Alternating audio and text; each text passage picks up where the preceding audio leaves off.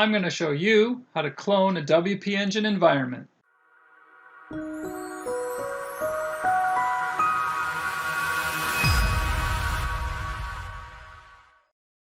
First thing you have to do is log into your WPEngine account. Go to WPEngine.com and hit login. On the left, you can go to your sites. That's where you should land by default. And then you can open up the site that you want to clone. So we're going to be cloning this site from production back to the testing or staging environment. So I'm going to open this site, this installation of WordPress, by clicking on the title. I'm going to go to Backup Points.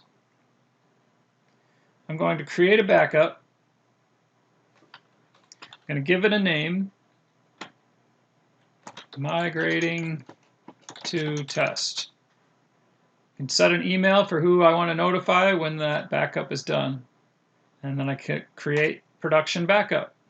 So it only takes a few minutes, and after you get the email that your site has been backed up, you should get a new line item in here.